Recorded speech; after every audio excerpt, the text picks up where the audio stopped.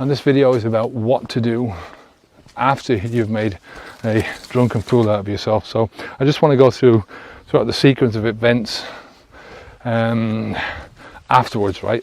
After you've come home, you've slept it off, and you've woken up and you're back into your normal state of mind, so to speak. So I think the first thing that you should be doing is assessing the damage, right? You know, what the fuck happened? Who did you hurt? How did you hurt them? What did you say? When did you say it? How bad was it? All of those things. And just try to think about it from that perspective. I mean, a lot of the time, when I was drinking, I couldn't remember half the stuff that I fucking said or did, you know. And I remember one of the worst, most embarrassing moments of my life was going into one of the bars that we used to drink in, and it was one of the barmaids that she was absolutely lovely, you know, and she was one of those people who would just do anything for anyone. And I was sat there with my mate. We were both having a pint, nursing the hangover as usual. And this particular day, she came around the corner and she just said to me, "Look, do you mind if I, if I have a word with you, you know?" And I said, "No problem." She started walking away towards the back of the pub, so I followed her, and we went out to the smoking area. And she told me that she'd overheard me saying some stuff about her. And I said, what was I saying about you? She says, "I don't want to go into it, but it wasn't very nice, you know, and I didn't appreciate it." So I didn't find out what it was about. But if the ground had opened up there and then, I'd have been happy if it had swallowed me, you know. I just felt so embarrassed, and I felt so let down myself, if you understand what I mean. Because, you know, I'm not like that. I wouldn't say anything about anybody, especially behind their back, you know. If I've got something to say to somebody, I'll say it in front of their face. And I never have anything bad to say about people like that, you know. It's just, so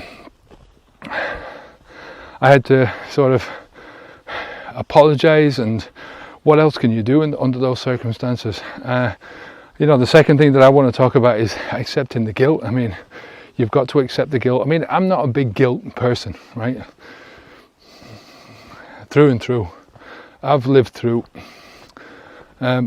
a lot of shite coming from my own religion, the religion that I was brought up with guilt. I mean, I come from a religion that teaches that if you're not baptized, if you don't have this holy water and this incantation said over you, and you die, right? So if a young baby is born, they don't get baptized and they die within whatever, that they go to this place called purgatory, which is like, I don't know, it's some form of horrible place, you know. And you can imagine, you know, when you hear that and you hear about this kind and loving whatever deity, that would be one of the rules, that if you don't actually get baptized, you go to this place. And the church has changed, I think, in terms of that perspective, but you're made to feel like you're guilty by association. You're made to feel guilt about so many different things that are just come natural to any young person, specifically a young man, you know. I mean, when you do the things that you do as a kid, you shouldn't be made to feel guilty about it, right? So, rant over.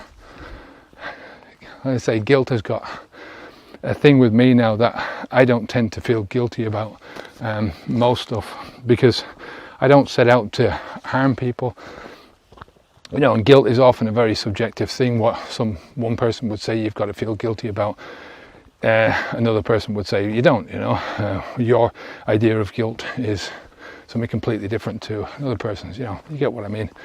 So I tend to, it's not one of those things that I tend to feel sort of a little bit of guilt if I snap at my partner, right, or I snap at somebody when I'm in a bad humour, right, and I'll feel that for a few seconds, you know, and then I'll go, right, that's my penance done.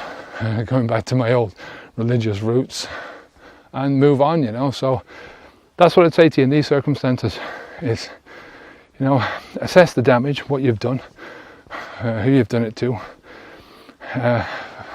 feel the guilt for as long as you need to and as deeply as you need to, or not at all if you don't need to, because it's not going to change the fact, right?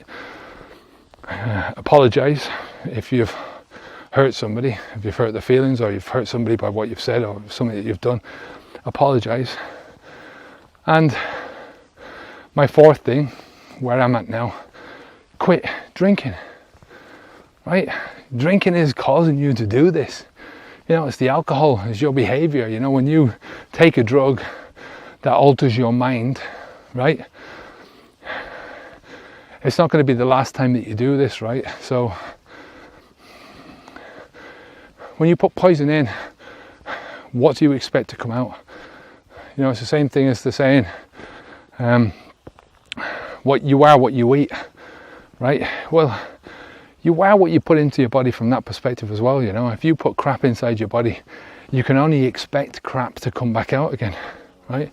If you eat crap food, you're giving your body the building blocks to build itself, to rebuild itself, to keep you fit and healthy and strong, to keep your mind fit and healthy and strong, to keep your mind thinking the right thoughts.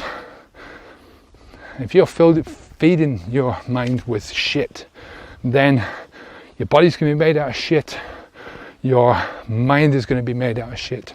You put poison into your body and you can only expect to get poison out of it, right? So if you're doing this, if you're making a drunken fool out of yourself, stop drinking, right? I'd say this to anyone anyway, you know. I mean, if you're putting poison into your body, stop drinking. Stop putting it into your body. Rethink this thing that you're doing before it's too late, before somebody else forces you to do it.